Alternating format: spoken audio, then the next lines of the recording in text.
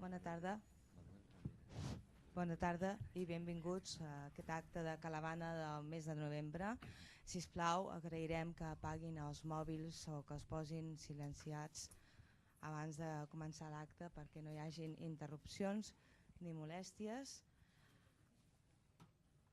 Aquest acte consta d'una presentació-conferència i a més amb alguna que no hem explicat i que avui ens ha proposat Chantal Maillard, que és també el passe d'unes imatges que aniran paral·lelament a la seva explicació del llibre, amb la qual realment jo crec que serà algo molt interessant, inèdit, una manera de gaudir realment d'aquest llibre que és Diarios Indios.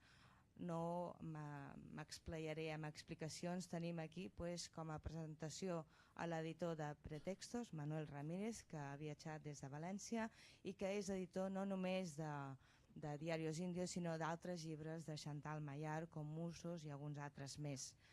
Seguidament presentarà, ja introduint una mica el llibre Diarios Indios, Òscar Pujol, director de programes educatius de Casa Àsia, i ja després donem la paraula a Chantal Maillard. Res més, esperem que tinguin una bona tarda, que gaudeixin d'aquest acte i comunicar que aquest és l'últim acte de l'any 2006 de Calavana. Per tant, bon any nou, bones festes amb anticipació, rebran vostès tots una felicitació normalment al mes de desembre, no sé quin dia, i els esperem al mes de gener. Bona tarda.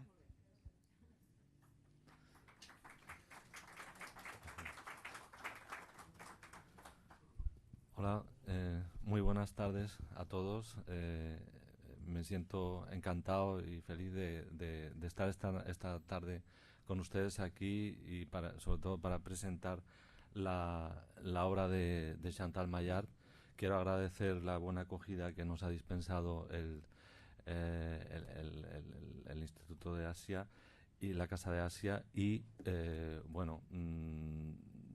voy a hacer algo que normalmente no suelo hacer en las presentaciones, y es que voy prácticamente a leer la contracubierta del libro, porque es una contracubierta que está tan bien hecha que podría estar en cualquier antología porque ilustra perfectamente lo que el libro contiene. A esa lectura, lógicamente, le añadirá alguna ilustración con partes del libro y alguna explicación más.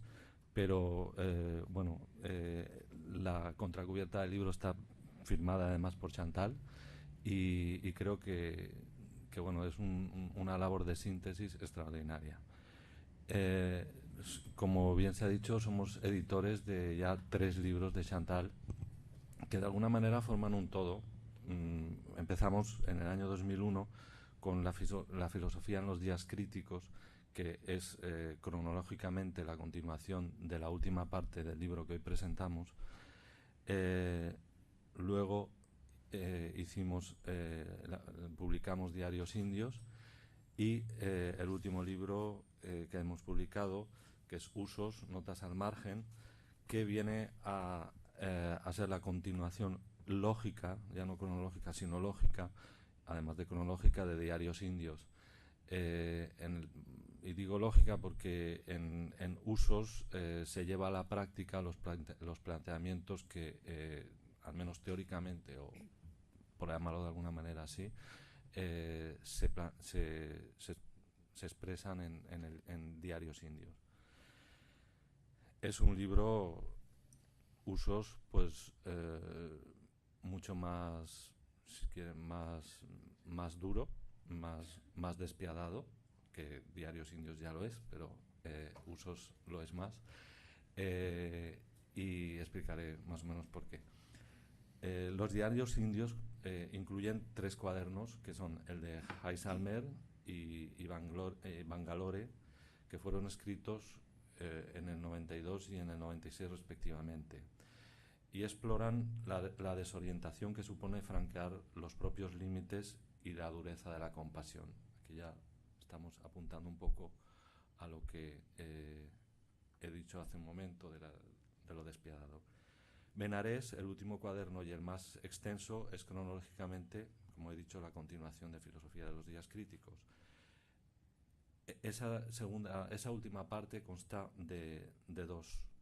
los 48 Ghats, que es la primera parte, que es un peregrinaje o vía crucis por la orilla del Ganges, y que las imágenes van a ilustrarlo de una manera muy clara, porque es un recorrido por los 48 Ghats, o sea, por todos los Ghats.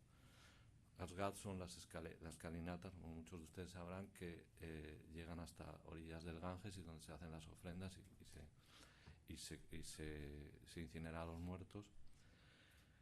El diario de Benarés describe el itinerario de una conciencia observadora que acaba siendo objeto de su propia observación.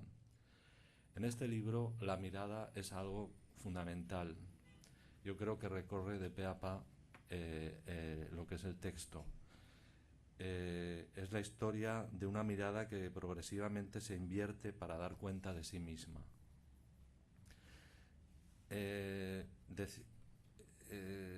Elias Canetti, en su libro Las voces de Marrakech, del que también soy editor, decía en su viaje a Marrakech que la mirada del viajero siempre es despiadada. Pero esa mirada despiadada del viajero de la que habla Elias Canetti es una mirada de un viajero crítico que no da, sino que resta a la realidad. Mientras que la mirada también despiadada de Chantal en este libro es una mirada que da y que se mira a sí misma y que juega de alguna manera como una especie de imagen en abismo o de juego de muñecas rusas, en la que está por un lado nuestra mirada de la realidad que nos mira, el otro que nos mira y el uno que mira al otro y el uno que se mira a sí mismo a través de esa realidad. Todo ese juego tan complejo en apariencia se despliega de una manera maravillosa a lo largo de todo el libro. La India, para nuestra autora, que como sabrán, si no os lo digo ahora, ha viajado mucho, ha hecho varios viajes a la India en sucesivas ocasiones y durante bastante tiempo. La India, para ella, digo, es una tierra que corta la mirada y exige luego el pago de la herida. Pues de ese pago de la herida es a lo que dedica Chantal todo este libro que hoy presentamos. Continúo con la contracubierta. Los cuadernos que componen este libro no son crónicas de viaje, tampoco son el resultado de un experimento antropológico y no pueden esperar los lectores, ni mucho menos, que lo que se propone en ellos sea fomentar una espiritualidad exótica. No van los tiros por ahí, es una reflexión muy íntima la que se desarrolla a lo largo de ese peregrinaje por la India y en concreto por el Ganges. Dan cuenta tan solo de un punto de vista, o más bien de un punto de estar, un punto en el que puede estarse para, desde la mayor extrañeza, atemperar el juicio que precede siempre a la experiencia, es decir, el prejuicio que siempre está antes que la experiencia, y procurarle a la mirada, dentro de lo posible, un medio de neutralidad. Y de esto último que aquí se menciona, en el libro, y se lo voy a leer porque creo que es un pasaje fundamental, también referido a la mirada, a esa mirada que da y a esa mirada que quita, desemboca esa reflexión en algo que creo que es muy importante, que es en la ética y en la distinción que hace la autora entre moral y ética.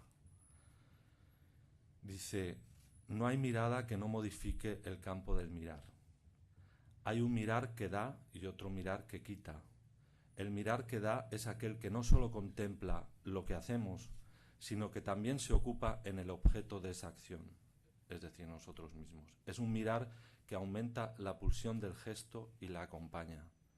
En cambio, el mirar que quita, que sería el de Canetti, es el mirar crítico, aquel que cuando se dirige hacia nosotros nos despoja de la energía que nos hace ser lo que somos. disminuimos.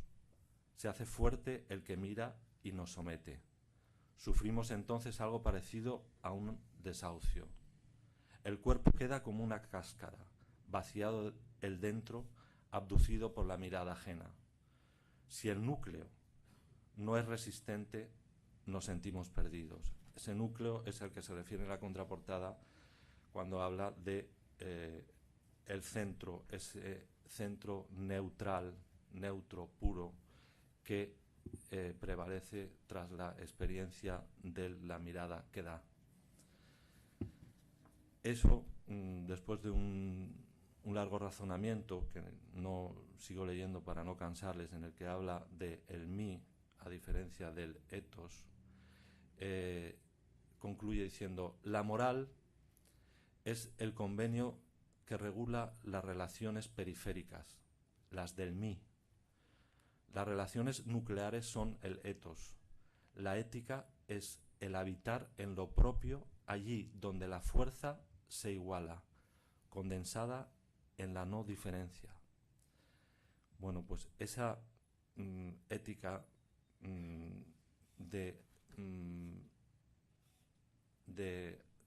no diría yo de análisis de uno mismo, sino de reflexionar en torno a la experiencia de uno mismo ante una realidad como la de la India, es la que en el libro está de una manera muy patente, y creo que la ha sabido ver como nadie Chantal. Identificarse con los propios estados mentales es la condición natural del ser humano, nos sigue diciendo Chantal en la contracubierta. Observarlos no es propio de esa condición. Es decir, es fácil identificarse con ellos, pero observarse a sí mismo en esa observación es lo difícil, y es de lo que trata el libro. Es el resultado de un entrenamiento, además, algo así como un ejercicio de esquizofrenia controlada. Esa esquizofrenia que en todo momento nos coloca en la situación del objeto que observa y que al mismo tiempo es observado por sí mismo y por el otro, que no es necesariamente un hombre, puede ser incluso hasta un búfalo, como bien dice en una de las partes del libro. Es lo que genera esa esquizofrenia controlada, que nos permite llegar o nos puede permitir en algún momento determinado, si prescindimos de las resistencias que continuamente se nos están oponiendo, llegar a ese núcleo puro de la experiencia inmediata. La escritura de mis diarios, dice, no es sino el testimonio de una voluntad comprometida en ese empeño. Son una obra en marcha que terminará al tiempo que mi capacidad de observarme y dar cuenta de ellos. Y así es. El final del libro, que como digo es muy despiadado y en algunos momentos nos puede parecer hasta pesimista, no lo es en absoluto. Dice: lástima sería tener que volver a empezar, cegarse de nuevo, empezar sin ver. Es preciso morir viendo, asistir, ver cómo se despliega y se repliega la red que los seres trazan en sus idas y venidas. Así concluye el libro, yo creo que con un gesto de una reflexión en torno a la esperanza de seguir vivos y de seguir viendo cómo ese ir y venir de las gentes, de las cosas, de los animales, que sin duda debe ser la India, país que no conozco pero que sin conocerlo ya me fascina, pues debe de ser. Entonces, bueno, creo que como han visto, no se podría haber escrito, bueno, debía aparecer en cualquier antología una reseña una contracubierta del libro como esta, porque lo explica muy muy claramente lo que es, aparte de otras muchas cosas que estoy seguro que entre Óscar y Chantal pues terminarán de redondear en esta noche. Muchas gracias.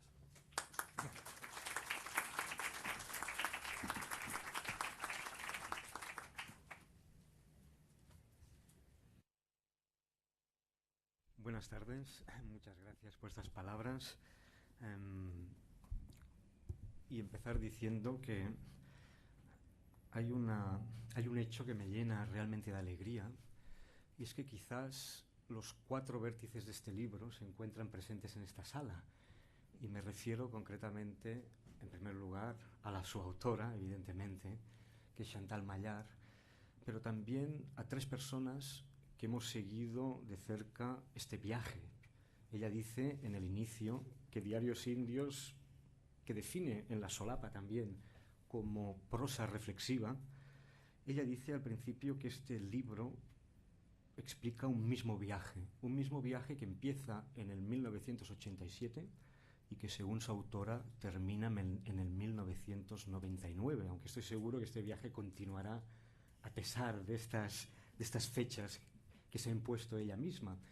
Y digo que están quizás los 4 ángulos o los 4 rincones de este rectángulo, porque tenemos aquí también a Jesús Aguado, que inició este viaje en el 1987 junto con Chantal y que pienso que lo terminó también en el 1999. Está también Mercedes Crick y yo mismo, que estábamos presentes cuando ella llega a Benarés, y estábamos presentes también en este invierno del 99, cuando ella completa, en cierta manera, el tercero de los libros que componen los Diarios Indios, y que es Benarés, como ha dicho muy bien el editor, el más importante de los 3 libros de esta. Por lo tanto, es realmente, pienso, para mí un motivo realmente de mucha satisfacción que podamos estar reunidos ahora mismo bajo este techo, como digo. En parte, ella ha tenido la gentileza, además, de dedicar el libro a estos 3 ángulos que no son ella misma, y se lo agradezco mucho. Bien, dicho esto, y como se ha indicado anteriormente, yo lo que he hecho básicamente es seleccionar algunos pasajes del libro, decir que, como ya se ha indicado, ¿no?, que para ella el viaje tiene el sentido de traspasar los límites de lo acostumbrado para justamente, en cierta manera, ensanchar los límites del conocimiento propio, forzando, en cierta manera, el paisaje habitual y convirtiéndolo en un paisaje, como ella dice muy bien, desacostumbrado. Esto nos lo cuenta en la introducción, pero no es solo, en cierta manera, buscar lo desacostumbrado, pero como también dice Chantal muy bien, ella viaja no para observar el mundo, sino para observar más bien el instrumento con el cual contemplamos el mundo, es decir, nuestra propia mente. Y piensa que en un momento dado dice que es lo mismo, el mundo y la representación del mundo que nos hacemos en nuestra propia mente. Y piensa, Chantal justamente piensa, que la distancia y las circunstancias desacostumbradas ayudan en cierta manera a desactivar ciertos mecanismos rutinarios de nuestro pensamiento y ofrecen un espacio especial para contemplar cómo la mente funciona en circunstancias no habituales. Por lo tanto, el viaje es aquí realmente una especie de experimento, una especie de laboratorio en la que ella puede contemplarse a sí misma y contemplar el mundo a través de ese instrumento de percepción que es su propia mente. Se ha dicho, y pienso con mucha justicia, ¿no?, que Chantal tiene desde luego una prosa, se ha utilizado un adjetivo despiadado, que es el mismo despiadado, ¿no? Quizás es un poco fuerte, pero ciertamente la prosa de Chantal no admite concesiones.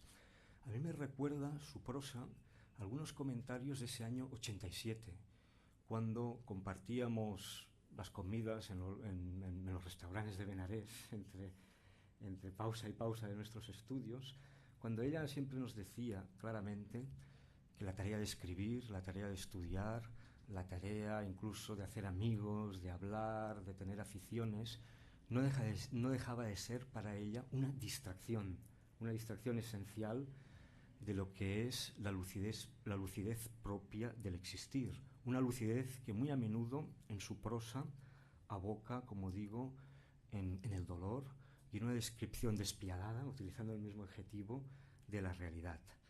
Ella, porque básicamente utiliza la escritura como un acto de desnudez. La escritura permite desnudar las trampas que nos tiende la mente.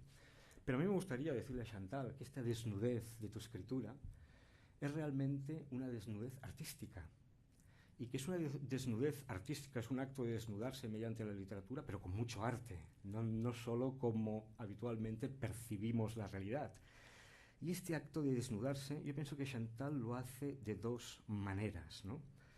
Como digo, el acto de desnudarse en sí mismo es un poema en el cual Chantal se va desprendiendo de sus sentimientos, de sus ideas, de sus prejuicios, deja caer mediante ese análisis tan riguroso y tan lúcido de la realidad que lo envuelve y de su propia mente, cómo su mente interactúa con esta realidad. Pero decir que este acto de desnudez ella lo hace de dos maneras. A veces a mí me recuerda, por la belleza de su prosa, porque la belleza en cierta manera mitiga esa sensación cruel y despiadada que a veces transfieren sus afirmaciones. Y por lo tanto se desnuda, deja caer todas esas cosas como una flor deja caer los pétalos. Ese es uno de los momentos de la prosa de Chantal, realmente con una suavidad y con un tacto y una delicadeza que no es de este mundo, y a veces, en cambio, su prosa deja caer todos esos prejuicios de una forma, con la violencia de una fruta madura que se desprende del árbol, choca con un golpe seco contra la superficie de la tierra y desparrama todos sus jugos sobre la tierra. Yo veo en ella justamente estos dos momentos muy distintos, y los dos son poéticos, los dos son artísticos, los dos, en cierta manera, acaban transfigurando esa realidad que muchas veces se le aparece de una forma despiadada. Como se ha dicho, el libro está integrado básicamente por el volumen.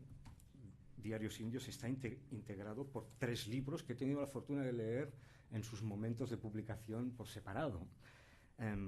Presentamos el tercer libro, Benarés, aquí mismo en esta sala hace aproximadamente 2 años, en otra edición, pero para ser muy breve me gustaría leer pasajes de cada uno de los 3 libros. Los 3 libros también muestran un cierto progreso en su escritura, y me gustaría decir lo que ella dice sobre estos libros en la introducción, cuando nos habla, por ejemplo, que en Jaisalmer, dice el primero de los 3 libros, realizado en 1992, dice que en su viaje a Jaisalmer, una ciudad en lo profundo del desierto del Thar, en Rajasthan, ella dice que allí experimentó, quizás con mucha intensidad, la desorientación que supone franquear los límites de lo acostumbrado. Y se nos ofrece, pues, como una primera etapa en este viaje de desnudez. Leeré 2 fragmentos, el que inicia el libro Jaisalmer y el que lo cierra. El libro, pues, se abre así. Es difícil llegar a uno mismo. Tal vez porque también es difícil hallarse en situaciones desacostumbradas, en las que sentirse absolutamente desamparado. Este es el problema.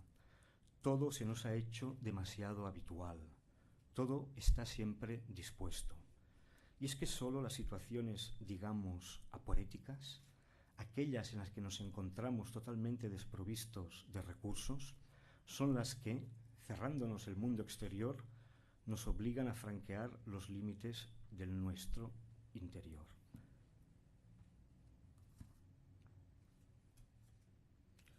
Y la última cita coincide con una de tus frases y comienza justamente con la India, una tierra que corta la mirada y exige luego el pago de la herida.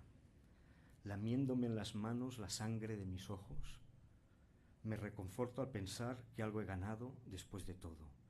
Saber que el mundo, esa gran llanura de colores, irrumpe en el alma que va buscando su origen, con la fijeza de una falsa llama que la entretiene y desazona. Saber que es preciso dejar de indagar, pues es recuerdo y anhelo toda búsqueda, y hallar el modo simplemente de invertir la mirada.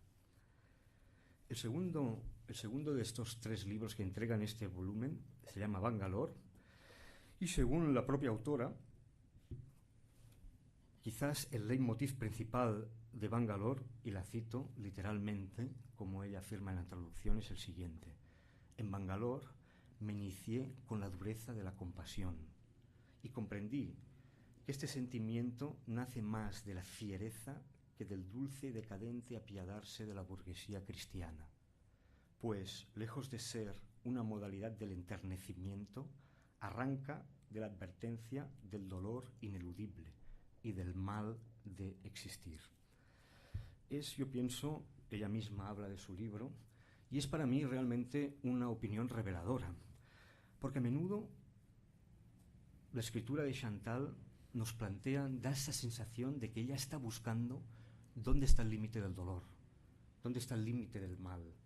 Da la sensación de que ella se pregunta cuál es la herida que más escuece de todas, cuál es el humo que más nos ahoga, o la lágrima que más pesa, la más salada y la más corrosiva, o la soledad más honda, la más solitaria, la más desoladora.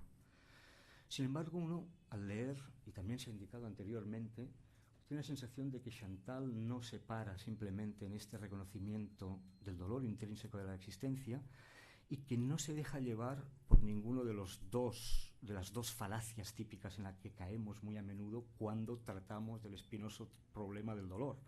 La primera, que el dolor es ilusorio, y la segunda falacia sería pensar que el dolor es realmente el substrato final de la realidad. Pienso que ella sabe sortear los dos extremos muy bien. De Bangalore voy a leer, creo que es el final del libro, y una vez más una invitación a la esperanza con esta reflexión sobre la aurora. Además, es una descripción muy gráfica de lo que es la vida india. Aún nos queda la aurora, esos instantes que huelen a pétalos de rosa, que resbalan por el mundo de los vivos como el jabón sobre la piel de un niño. Nos queda la aurora en las aceras, apenas despierta. Nos queda la aurora en las aceras dormitorio de la India, la guirnalda de flores que un adolescente, apenas despierta, prende en su trenza ante el espejo colgado de la reja de un edificio público. El primer chai de la mañana, tal vez el único, y el vaso que se limpia en el cántaro, la navaja de afeitar, la improvisada ropa de cama, que se convierte en chal o en turbante, listos para otro día, respirando el polvo y los gases de los motocarros, respirando al fin y al cabo. El tercero de los libros, Benarés, que como ella misma dice, es para ella el más importante, dice que cierra el bucle de este viaje. El libro de Benarés tiene en realidad dos partes distintas. Uno son 48 ghats. Ella dice claramente que intentó hacer el viaje de los supuestos 84 ghats que hay en Benarés, según los especialistas, pero Chantal sabe muy bien que no son ni 84 ni 48 los ghats que hay en Benarés. En Benarés hay quizás ghats infinitos, o hay un solo ghat. Podemos hablar de un macro ghat, un único ghat que dividimos según nuestras necesidades y en nuestra relación con el río. Pero ella se concentra concretamente en estos 48 ghats porque es incapaz de acabar el viaje por el cansancio. Además, ella hace un ejercicio despiadado también, para seguir con el adjetivo, que es que se niega a vestirse a la India, como se vestía en muchas otras ocasiones, y quiere pasar por los ghats vestida de occidental, justamente, y en un modo contemplativo y solitario, cosa muy difícil en Benarés. Y eso pues la expone a todo tipo de pequeñas molestias, incidentes, que en cierta manera forman parte de ese viaje que, como digo, es un irse desnudando de las distintas capas de piel que todos tenemos. Nos habla también, es curioso porque bueno, este libro de Benarés evidentemente está escrito en el 98 y 99, no en el primer año, que fue cuando nos conocimos, en el 87, donde pasa casi un año entero en Benarés. Dice en la introducción que no hay diarios de ese primer año en Benarés, sí que hay notas y hay algunos poemas que dan cuenta de su propia ingenuidad a la hora de pensar en Benarés y en la India, una ingenuidad que pienso que todos los extranjeros hemos compartido, pero que con mucha lucidez dice que, al fin y al cabo, solo estamos sustituyendo ingenuidades por otras ingenuidades. Aunque no hay descripciones, aunque ella dice que no tiene diarios del primer año, sí que en la introducción hay un pasaje que pienso que explica cómo era su vida en el primer año en Benarés. Y a mí me gustaría pues leer este fragmento. Dice Chantal en la introducción al libro: mi estancia en la sagrada ciudad de Shiva se prolongó hasta bien entrada la estación seca.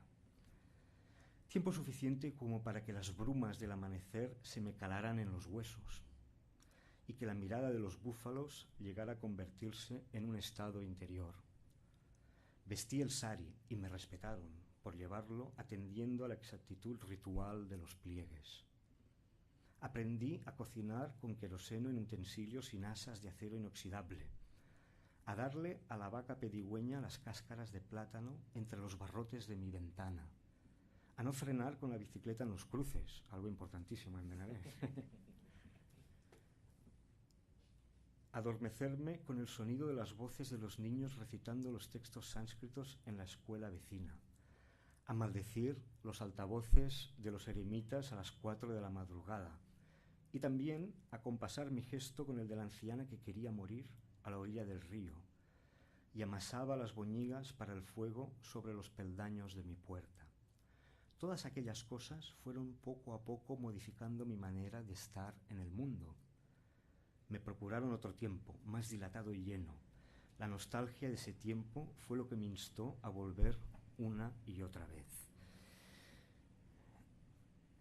Bien, tengo muchas más citas, pero ya me empieza a entrar una urgencia porque quiero que ella hable realmente de su libro. Y por lo tanto voy a cortar tantas citas para quizás reducirme solo a dos. Una en la que ella, en el libro de Benarés, se pregunta qué ha venido a hacer a Benarés. Y su reflexión, pienso que es una reflexión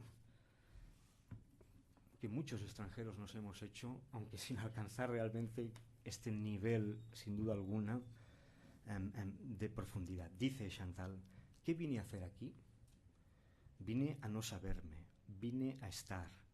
Hago, leo, estudio, escribo, miro, estoy en lo que hago, soy lo que hago, estoy en lo que miro, soy lo que miro. No estoy, dejo de estar frente a mí misma.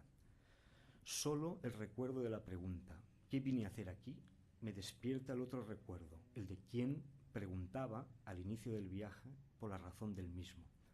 Y el espacio que se ha abierto entre quien preguntaba y quien ahora escribe es tanto que me cuesta reconocer la identidad de mí misma. Quiero estar aquí, por eso vine. Simplemente vine para querer estar donde estoy. Sorprendente respuesta, por inesperada. Lo que pensé que sería un adiós definitivo a este lugar resulta ser un encuentro. Un encuentro más allá de lo esperado, más allá de cualquier idea de encuentro o desencuentro. Vine sin expectativas. Necesaria eliminación del lenguaje que fuerza las sensaciones. Necesaria limpieza. Necesaria, imprescindible negación. Necesaria, imprescindible desilusión. Solo es posible el encuentro para quien anda desprovisto de esperanza. No quiero terminar redimiendo esa prosa despiadada de Chantal, porque pienso que ella se enfadaría conmigo si lo hiciese. La conozco lo bastante.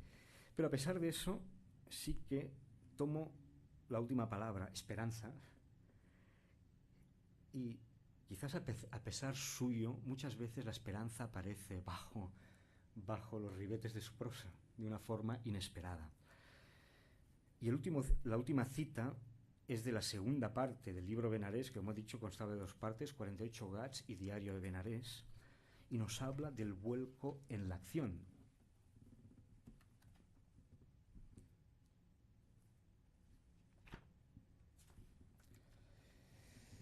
Dice Chantal: el vuelco admirable en la tarea, envidiable vuelco en la acción. He llegado a preguntarme, ¿cómo es posible el gozo, el gusto, la entrega? Pues bien, está aquí, en el vuelco, sin distancia, sin pregunta, en la proyección inmediata.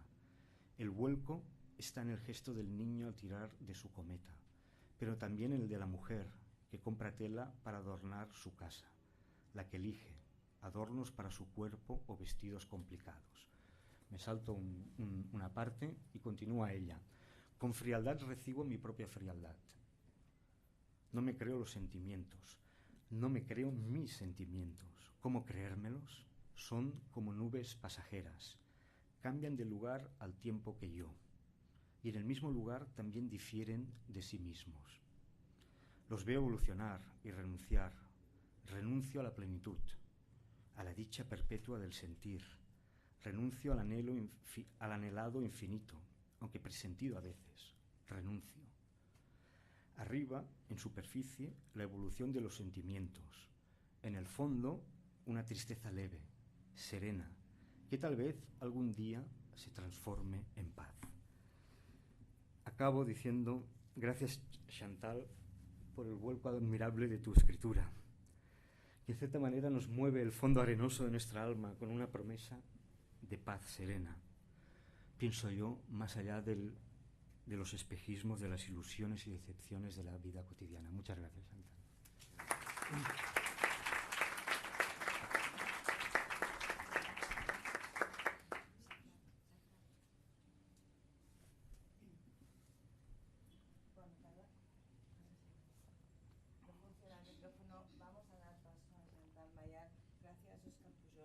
Gracias Manuel Ramírez, y en estos momentos, tal como vamos de tiempo, comunico que esta conferencia va a terminar a las 9:30 de la noche y que posiblemente no habrá tiempo para preguntas. Se va a comunicar el tiempo que vamos a contar. Si acabas antes, el público estará encantado porque podrán preguntar. Gracias.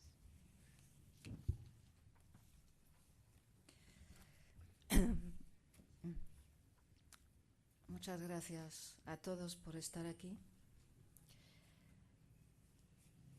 Especiales gracias a algunos que han tenido dificultad para llegar. Muchas gracias, Óscar. Muchas gracias, Manolo. Bien, ciertamente Óscar conoce la frase de Abhinavagupta de que habla de que el perceptor, el que percibe, la percepción y el objeto percibido son lo mismo. Y así que el retrato que he hecho de mí, por supuesto, estáis viendo a Óscar, no me estáis viendo a mí.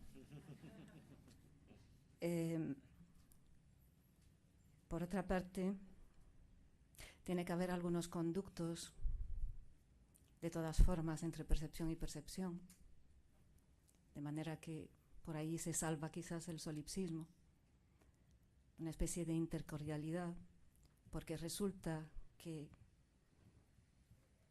la mayoría de los fragmentos que Óscar ha contado pues son los que yo había elegido para contar. Así que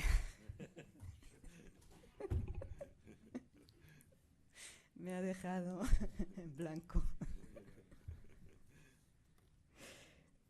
Esto es la historia de la vasija, ¿no? Es decir, bueno, lo que hay dentro de la vasija, si rompemos la vasija es lo mismo que el exterior, todos estamos en la vasija, también estamos fuera, yo creo que los conductos tienen que venir por ahí. Por otra parte, las 4 esquinas son también las de Confucio, según el cual pues no había nada perfecto. Él daba una esquina y suponía que los alumnos debían de encontrar las 3 que faltaban. O sea que lo perfecto no era el círculo como en los griegos, sino el cuadrado. Bueno, ya sabemos que también hay 4 mosqueteros, no 3. Así que efectivamente le debo a una de esas esquinas el rigor de los pliegues del sari, porque me lo enseñó Mercedes. Y le debo a Óscar eso de no frenar en los cruces, por supuesto. Y bueno, y a la tercera esquina pues le debo haberme acompañado en todos estos viajes que están relatados aquí. Yo quiero aquí enfocar un poco la lectura con una idea que es la que me viene cuando me han preguntado, me preguntan muchas veces, bueno, ¿qué es lo que le ha aportado la India? ¿Cómo la ha influenciado a la hora de escribir, etcétera? Y yo suelo contestar que los búfalos, ¿no? Y bueno, en realidad creo que la India me aportó dos cosas que están relacionadas, y están relacionadas con los búfalos. La primera tiene que ver con la naturalidad. Los búfalos son esa naturalidad. Es la sabiduría del cuerpo, es ese hacer perfecto, perfecto, sin pensamiento, sin pensar, pensar sin pensar, sería quizás eso. Algo en nosotros reconoce eso cuando lo ve, cuando lo ve en un animal sobre todo.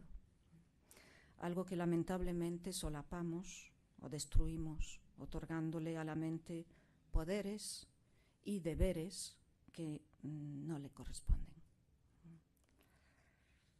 Montaigne hablaba de que debíamos de utilizar la palabra s'abetir, abetir, volverse bestia. El francés tiene esa palabra, no sé si el catalán a lo mejor también. Atontarse es rebajarse a la bestia, abetir. Y es que, claro, la jerarquía occidental es implacable, las bestias abajo, y la conciencia intencional arriba. Bueno, eso es quizás una lástima. Incluso quienes van a India buscando eternidades, buscan la eternidad de una conciencia similar a la nuestra común, a la mental, la conciencia mental. Quizás no sea esa la que luego hallamos allí, precisamente, no sea esa. Yo más bien la entiendo más cerca de lo que hablaba Chuang Tze. Decía, procura que lo humano no destruya lo celestial en ti. Procura que lo intencional no destruya lo necesario.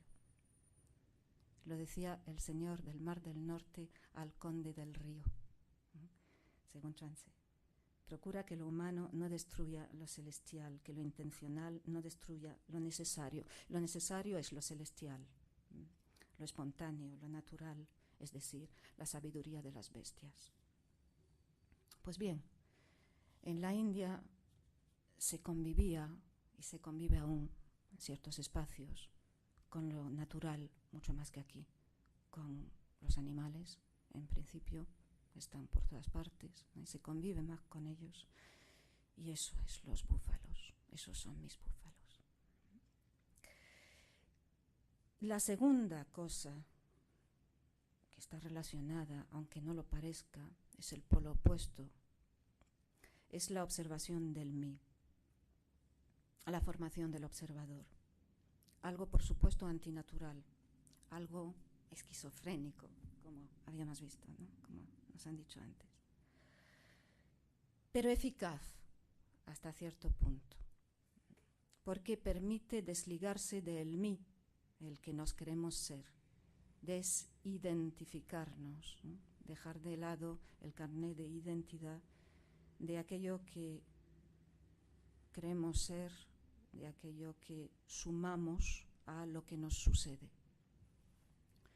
Es curioso porque muchas veces me he preguntado, viendo a la gente ahí que vive en la calle, cómo soportaban todo esto, ¿no?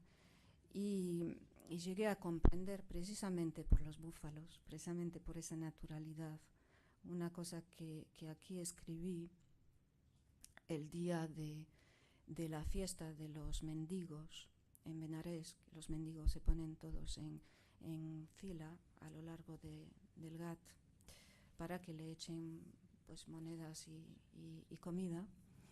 Y es que, digo aquí, no le añaden a su pobreza palabras que consolidan el mal y lo duplican. No convierten la pobreza en miseria con las frases del deseo y la comparación ansiosa. Estoy mal, estoy peor que aquel, es injusto, no me merezco, quisiera, quiero, tengo derecho, porque no yo, etc. No viven el estar mal de la misma forma en que lo vivimos cuando lo envolvemos en la idea de estar mal. El mal real, el dolor, la pérdida de lo que se quiere, no es el mal pensado. La palabra dolor incrementa el dolor. La palabra frío hace más denso el frío. A lo que habría de ser simple sensación solemos añadirle el pathos, el movimiento sentimental, esto es, ese sentir que la mente fabrica con sus juicios. Y de esta forma más padece aquel que sin que la carne padezca enferma de deseos insatisfechos.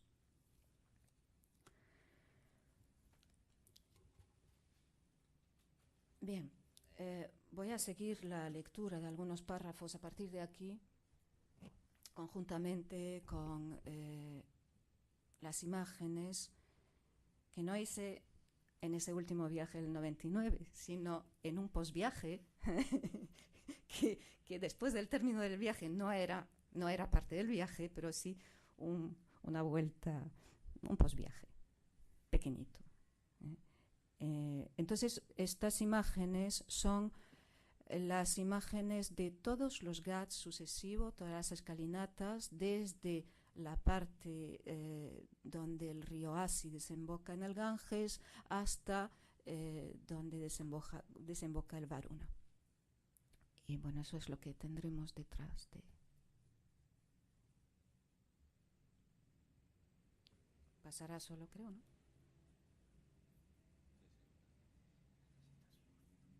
Yo sí, un poquito. Bueno, creo que no veo nada. Vale. Sí, gracias. Bueno, pues no sé si saltarme Jaisalmer, ya que está dicho.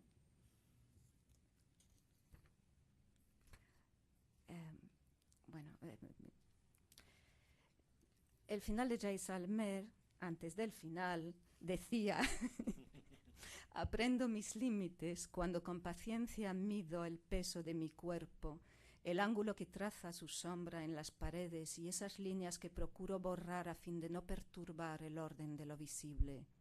Aprendo mis límites proporcionalmente al deseo que tengo de convertirme en mirada y descansar en ella. Luego habré de cegarme, entornar el mundo y su llanura y ocuparme del tedio que sobreviene entonces cuando nada se diferencia.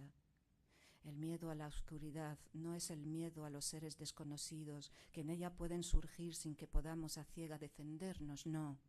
El miedo a la oscuridad es el empecinado rechazo de la inmovilidad, la negación de la unidad y la proclamación del individuo. En la oscuridad todo se asemeja y la mente se rebela contra la calma. Progresivamente, de la llanura multicolor del mundo a la llanura del desierto que es su vacío, y de esta al vacío interior, habré de dejarme guiar.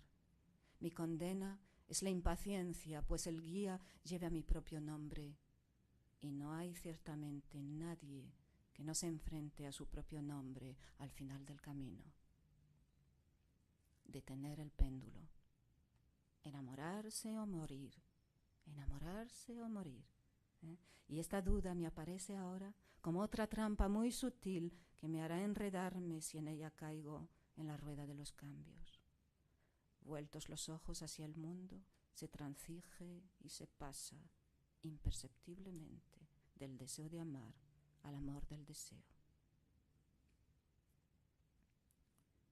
Lamiéndome en las manos la sangre de mis ojos, me reconforto al pensar que algo he ganado después de todo, saber que el mundo, esa gran llanura de colores, irrumpe en el alma que va buscando su origen con la fijeza de una falsa llama que la entretiene y desazona.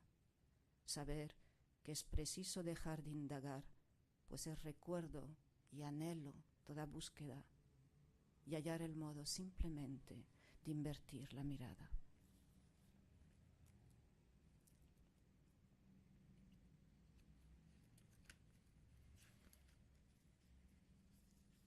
de Benarés.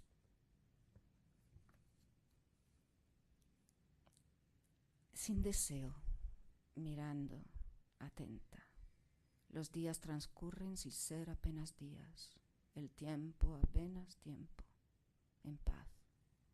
Desde la paz, todos los deseos parecen creados. Creados por el aburrimiento, que es la forma más somnolienta de la insatisfacción. Occidente ha crecido sobre ella. Su vehículo es la insatisfacción y pretende alquilar ahora ese vehículo a Oriente. La India lo paga caro. Su mirada se enturbia, su mirada de búfalo a la orilla del Ganges. Conservan la paz los más débiles, los que no esperan, los que resisten, los débiles, tan fuertes en su debilidad.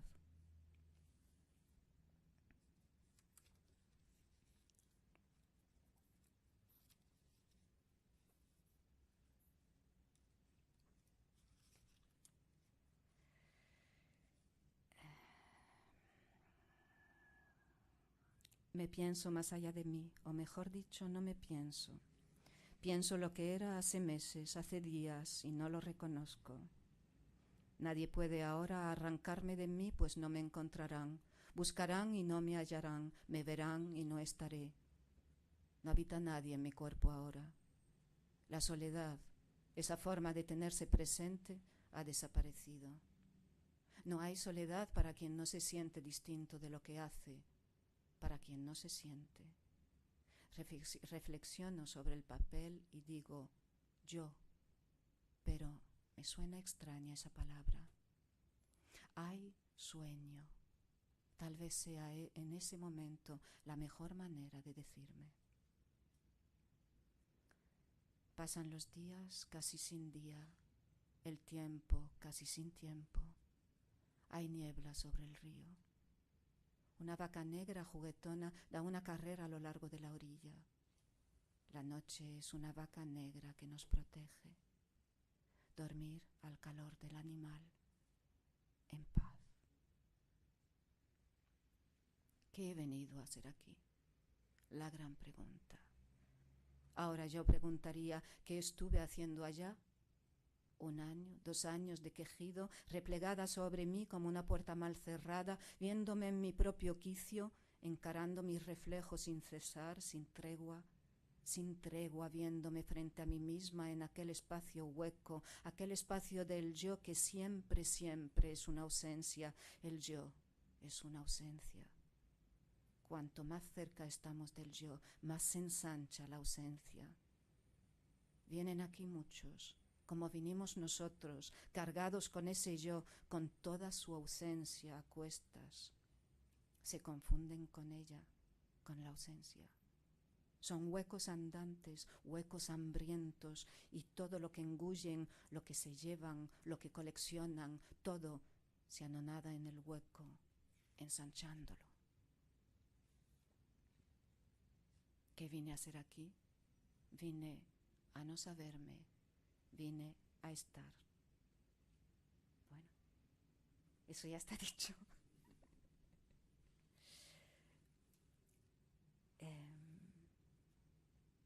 Pero sigo.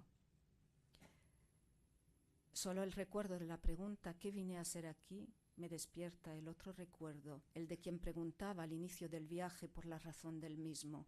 Y el espacio que se ha abierto entre quien preguntaba y quien ahora escribe es tanto que me cuesta reconocer la identidad del mí misma. Quiero estar aquí, por eso vine, simplemente vine para querer estar donde estoy. Sorprendente respuesta por inesperada. Lo que pensé que sería un adiós definitivo a este lugar resulta ser un encuentro más allá de lo esperado, más allá de cualquier idea de encuentro o desencuentro. Vine sin expectativas. Necesaria eliminación del lenguaje que fuerza las sensaciones, etc. Esperanza. El está fuera, no dentro. Dentro es falso. Quien mira adentro con el fin de encontrarse hallará el hueco. Engaños de los falsos místicos, los repetidores de fórmulas. Estamos donde nos proyectamos, fuera. El error fue establecerse dentro. O tal vez no fuese un error. Vine aquí con mi hueco. Vine montada en mi ausencia. De repente, el vehículo desapareció. Me encuentro andando con las patas de los búfalos, con la única pierna del tullido, con las 3 patas del perro y con su sarna, y algo realiza por mí las funciones del cuerpo, sin mí. Y sin embargo, el miedo al autoengaño surge en mí de repente como aquellos antiguos diablos que saltaban de su caja sobre un resorte en espiral. ¿Cuánto habrá de durar la paz? El tiempo que deje de oírse la polilla royendo la madera de mi mesilla de noche. Basta con atisbar el paso de un pensamiento cargado de lluvia, interceptarlo, subirse a su lomo, basta viajar con él unos instantes y la actitud se ha perdido. La serenidad nunca conquistada se deshace como un sueño. La noche es fría, muy fría. ¿Dormirán los que duermen en los Ghats? ¿Acumularán sobre el frío el pensamiento del frío?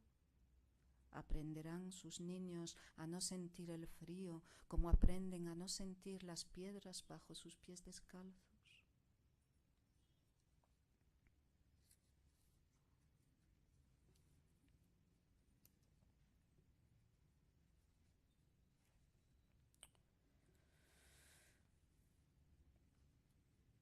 Conmigo, con mi ego a cuestas. Difícil convivencia. Hostigada, acosada por ese yo que viene del pasado. Reactualizaciones de un comportamiento, actos, gestos, respuestas reiteradas, todo ello formando conjunto y que me expresa, me representa. Pero no es cierto, no hay ningún mí bajo la representación, no hay expresión de ningún yo, hay gestos, hay repeticiones, hay pliegues, pliegues en la carne, pliegues en el cuerpo, pliegues en la risa, pliegues en la recepción, pliegues bajo los golpes, pliegues bajo las caricias, pliegues, pliegues que no pliegan ningún yo, solo pliegan, a veces se despliegan, entonces es cuando dicen: ¿has cambiado? ¿Quién cambia? Tan solo se ha desplegado un pliegue y el color, como el de las telas que han quedado expuestas, quietas y dobladas a la luz del sol, es distinto. Más claro, tal vez, más ingenuo, más auténtica, te dicen, el color original. Solo es debido al uso. Los demás hacen el yo. Me hacen con sus ojos, me hacen con su juicio, con su conocimiento. Solo se conoce aquello que se repite. Conocer a alguien es haber asistido a sus repeticiones, haberle dado tiempo, el tiempo necesario para la confección de un comportamiento, haberle dado el tiempo, haber vestido la nada con el tiempo, haberla mesurado, haber medido. Conocer a alguien es haberle tomado las medidas. Después de medido, el alguien es manejable. Y entonces, como resultado de aquella medición, se le otorga la investidura de su yo. Y tanto es el afán de la nada por ser algo, por saberse, que el alguien llega a creerse y de golpe adquiere una identidad. Vestido hueco sobre la nada, sobre la energía neutra que toma forma. Hueco que quiere saberse y adopta la vestidura y la convierte en templo. La fuerza se torna templo, lo invisible visible en la duración. Dura lo que persiste en la mirada, aquello que permite la repetición del gesto, el impulso reiterado. No soy lo que presento, lo que represento, lo que se repite. No soy el mí que se yergue ante el otro, que le teme, le odia, le desea, le asedia o le rechaza. No soy los que dicen, no soy nada que pueda decirse. ¿Quién está hablando? ¿Quién dice yo no soy? Todo lo que puede decirse se repite. Yo no soy nada de lo que se repite. Soy bajo todo lo que se repite. Soy debajo, tras aquello y tras el bajo y el tras de aquello. Yo no soy nada del mí, del tú, del yo que me hostiga cuando me lo creo, cuando me invisto, me revisto, me visto de lo que me corresponde. Yo soy la fuerza con sus pliegues, la fuerza que adopta una manera de plegarse. A eso llamamos persona, y que a veces se despliega y se deja ver ante quien puede, ante quien sabe ver dentro de los pliegues.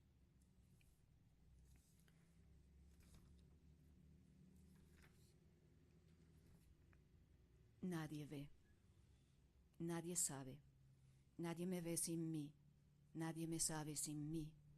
Yo me equivoco si lo digo. Si digo que no me ven, me equivoco. ¿Quién habrán de ver? Yo soy la que dice yo más allá del mí, más allá de las repeticiones, sin color, sin sentimientos. Me equivoco si me apena su ceguera, su ignorancia. Me equivoco si me causa dolor o alegría. Comprendo entonces lo que aún no soy. Sé lo que no llego a ser. Veo el pliegue en el que me cobijo, desde el que hablo. Si me despliego, la expansión aún se tiñe de una cierta tristeza, y esto es lo que me hace comprender que los hilos son fuertes, o simplemente mi deseo de que el otro, los otros, entren en la danza, se desplieguen también y dejen de juzgar el mí que tanto me hostiga, que dejen de crearlo, que dejen de desenvolvérmelo, de tirarme a la cara el vestido para que me lo ponga y les sea más fácil relacionarse conmigo, les sea todo más fácil y así se lo crean. Que la desnudez no les avergüence, que no me avergüencen recluyéndome en el mí.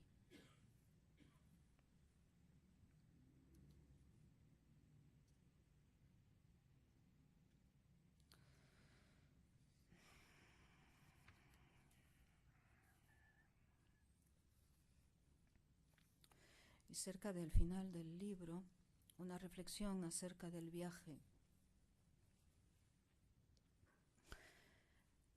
El viaje cada vez más adentro, cada vez más profundo. Viajar es tomar distancia del mí. Viajar es relativizar, desterritorializar, desidentificar. En el viaje uno se queda con lo que importa, prescinde de lo superfluo. Y cada vez es más lo superfluo, cada vez es menos lo que importa, cada vez es más lo que se deja, cada vez menos lo que uno lleva. El viaje es siempre una franja intermedia, aquel que de nuevo se establece, entonces aún sea muy lejos de su lugar de partida, deja de viajar. Se inicia entonces nuevamente el ritual del yo, el montaje de la vida, la identificación, la nueva identidad. Y hará falta otro viaje, un volver tal vez, o una nueva salida. Cada viaje ahonda en la extrañeza, en la erradicación de lo supuesto, todo aquello que no cuestionamos y sostiene la vida de todos los mí que se agrupan en el nos. En cada viaje adelgazo más, algo de mí se me pierde, voy quedando menos.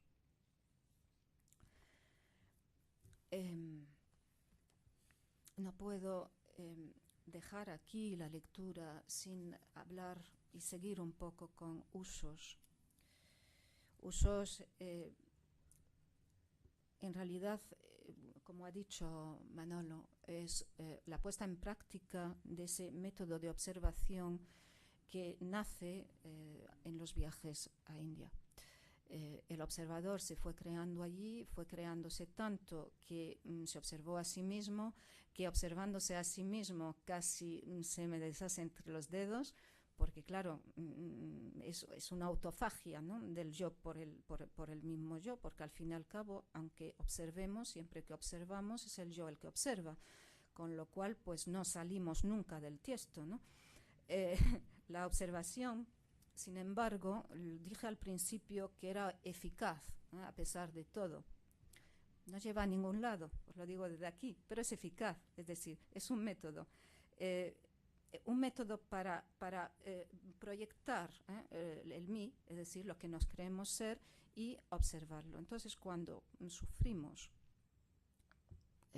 cosas pues dolorosas, es más fácil observarlo como si fuese pues algo ajeno. El mí puede desdoblarse, podemos desdoblarnos y observarlo. Yo en este método le procuré una imagen, la imagen de unos usos. Cada uso es una modalidad del ánimo y la mente un haz de usos tensos, de manera que uno puede saltar de un uso a otro uso. Y entiendo que no es otra cosa la existencia, saltos mentales, que son sentimentales, que son, podemos saltar de un estado de ánimo a otro. A lo largo del día, desde luego, pasamos de uno a otro con frecuencia, incluso cuando el uso más general y más importante de una etapa de nuestra vida sea uno solo.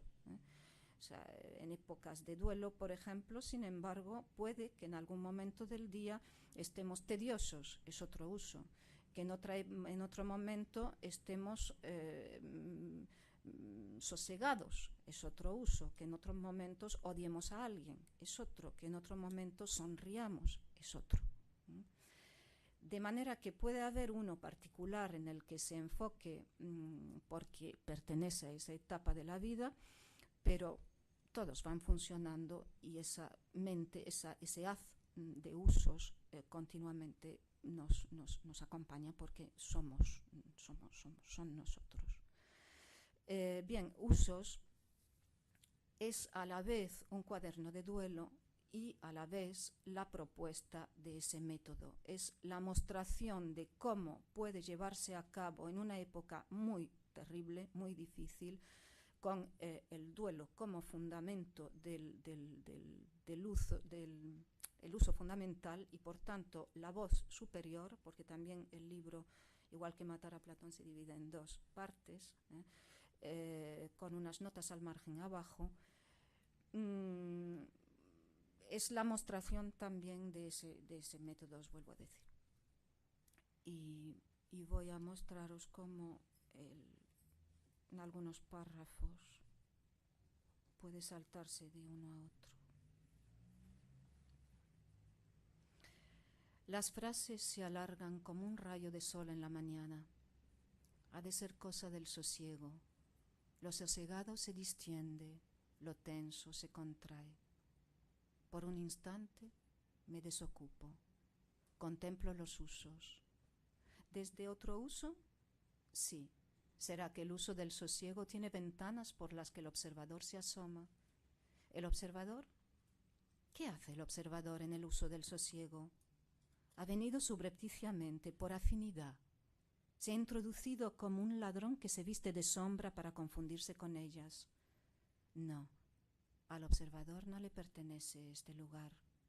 Digo este lugar porque me ha sacado de él. ¿A quién ha sacado? ¿Quién había en el sosiego? Ha sacado al mí en cuanto pudo, en cuanto el mí empezó a escribirse, cuando dijo sosiego y vio que se alargaban las frases. Y no obstante, en el uso del sosiego digo que veo alargarse la claridad del día en el suelo de madera. Contemplo su reflejo y digo contemplo, y siento que me alargo desde aquel punto en el que el dolor memoria queda adormecido. Mientras tanto.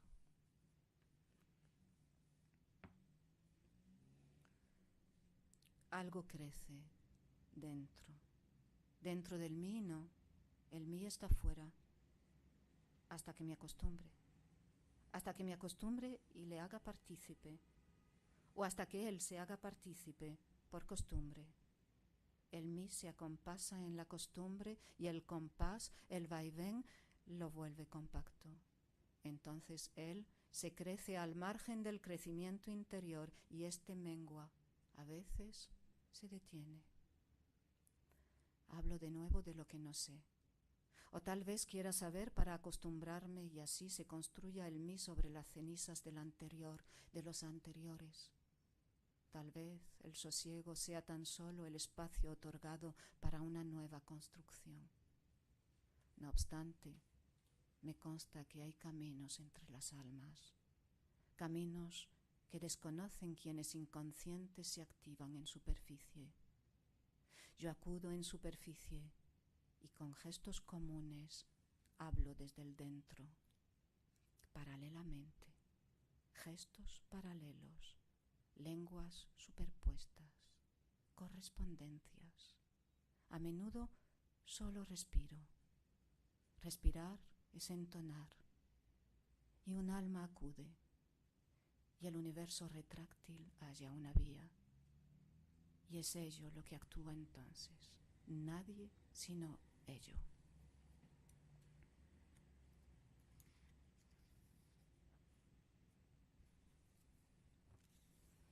Curar, allanar los campos, asimilarlos por analogía, invadir con la razón dominante los dominios que les son ajenos, colonizarlos, cultivarlos, sembrar el mismo grano para obtener las mismas espigas, las que crecen en la vigilia, comestibles, cosechables, almacenables, allanar fronteras, curar.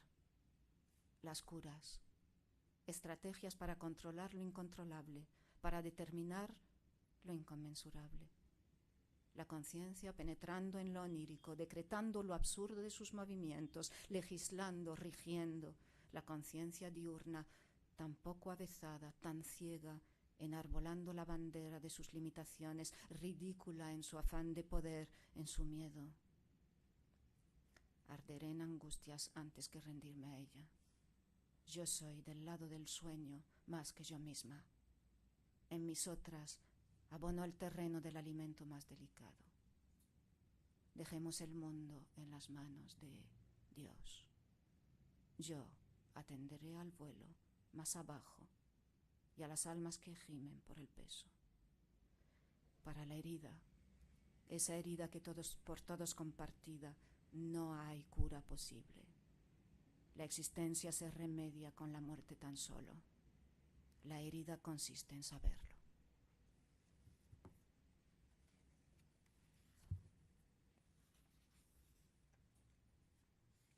Ecuanimidad. Estoy sola. ¿Sola? El observador atiende. Presiona un dedo en la mesa. Alrededor de la uña, la piel enrojece. Antiguamente, el gozo, la inocencia. El observador presiona un dedo en la mesa. Alrededor de la uña, la piel enrojece. Bueno, nada más.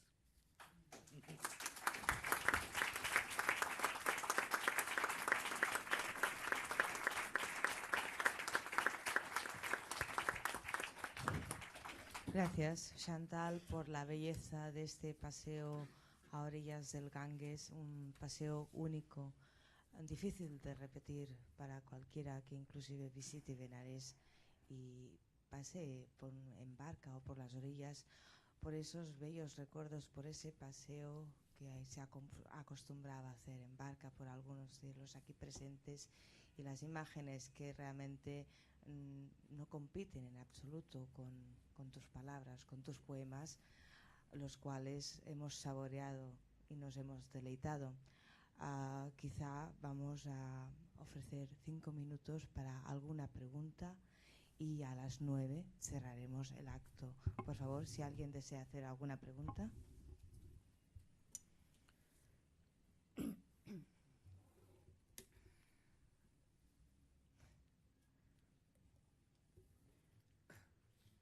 Bien, creo, Chantal, que las palabras y las preguntas sobran. Gracias. Buenas noches.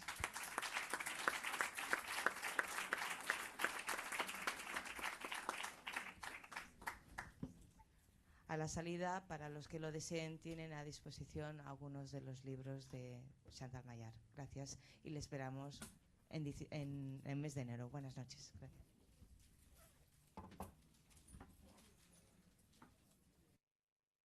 Vale, muy bien. Esto va, sí. Bona tarda.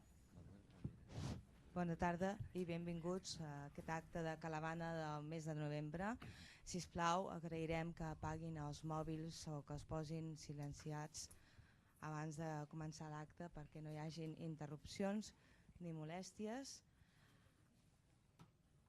Aquest acte consta d'una presentació conferència i a més amb algo que no hem explicat i que avui ens ha proposat Chantal Maillard, que és també el passe d'unes imatges que aniran paral·lelament a la seva explicació del llibre, amb la qual realment jo crec que serà algo molt interessant, inèdit, una manera de gaudir realment d'aquest llibre que és Diarios Indios. No m'explayaré amb explicacions, tenim aquí com a presentació a l'editor de Pretextos, Manuel Ramírez, que ha viatjat des de València i que és editor no només de Diarios Indios, sinó d'altres llibres de Chantal Maillard, com Musos i alguns altres més. Seguidament presentarà, ja introduint una mica el llibre, Diarios Indios, Òscar Pujol, director de programes educatius de Casa Àsia, i ja després donem la paraula a Chantal Maillard. Res més, esperem que tinguin una bona tarda, que gaudeixin d'aquest acte i comunicar que aquest és l'últim acte de l'any 2006 de Calavana. Per tant, bon any nou, bones festes, amb anticipació, rebran vostès tots... A continuación de la última parte del libro que hoy presentamos, luego publicamos Diarios Indios y el último libro que hemos publicado, que es Usos, Notas al Margen, que viene a ser la continuación lógica, ya no cronológica, sino lógica, además de cronológica, de Diarios Indios. Y digo lógica porque en Usos se lleva a la práctica los planteamientos que, al menos teóricamente, o por llamarlo de alguna manera así, se expresan en Diarios Indios. Es un libro, Usos, pues mucho más, si quieren, más duro, más despiadado, que Diarios Indios ya lo es, pero Usos lo es más. Y explicaré más o menos por qué. Los Diarios Indios incluyen 3 cuadernos, que son el de Jaisalmer y Bangalore, que fueron escritos en el 92 y en el 96 respectivamente, y exploran la desorientación que supone franquear los propios límites y la dureza de la compasión. Aquí ya estamos apuntando un poco a lo que he dicho hace un momento de lo despiadado. Benarés, el último cuaderno y el más extenso, es cronológicamente, como he dicho, la continuación. Viajero crítico que no da, sino que resta a la realidad. Mientras que la mirada, también despiadada, de Chantal en este libro es una mirada que da y que se mira a sí misma y que juega de alguna manera como una especie de imagen en abismo o de juego de muñecas rusas, en la que está por un lado nuestra mirada de la realidad que nos mira, el otro que nos mira y el uno que mira al otro y el uno que se mira a sí mismo a través de esa realidad. Todo ese juego tan complejo en apariencia se despliega de una manera maravillosa a lo largo de todo el libro. La India, para nuestra autora, que como sabrán, si no os lo digo ahora, ha viajado mucho, ha hecho varios viajes a la India en sucesivas ocasiones y durante bastante tiempo. La India, para ella, digo, es una tierra que corta la mirada y exige luego el pago de la herida. Pues de ese pago de la herida es a lo que dedica Chantal todo este libro que hoy presentamos. Continúo con la contracubierta. Los cuadernos que componen este libro no son crónicas de viaje. Tampoco son el resultado de un experimento antropológico y no pueden esperar los lectores. Una felicitació, normalment al mes de desembre, no sé quin dia, i els esperem al mes de gener. Bona tarda.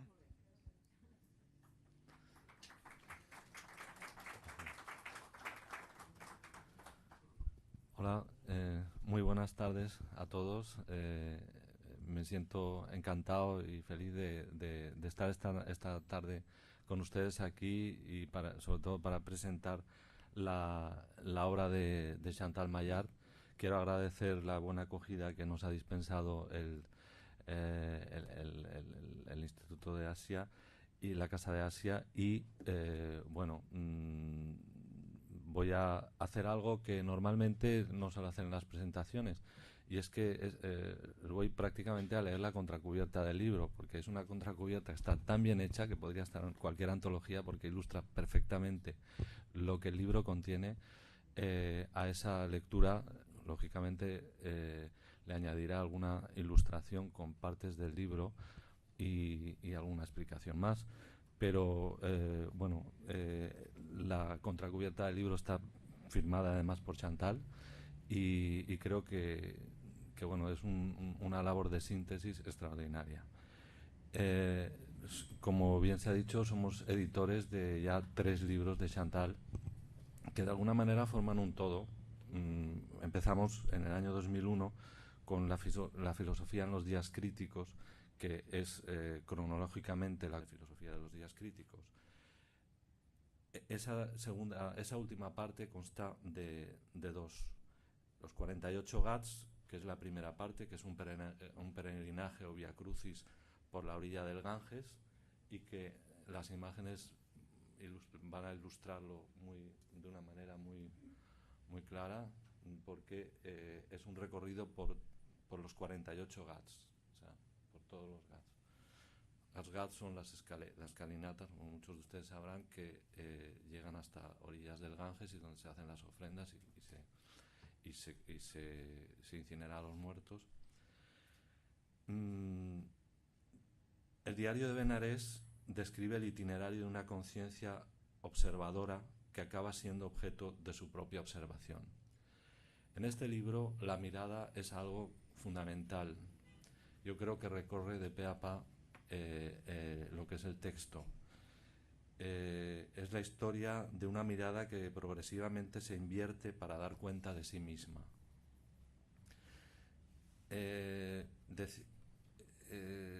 Elias Canetti, en su libro Las voces de Marrakech, del que también soy editor, decía en su viaje a Marrakech que la mirada del viajero siempre es despiadada. Pero esa mirada despiadada del viajero de la que habla Elias Canetti es una mirada de un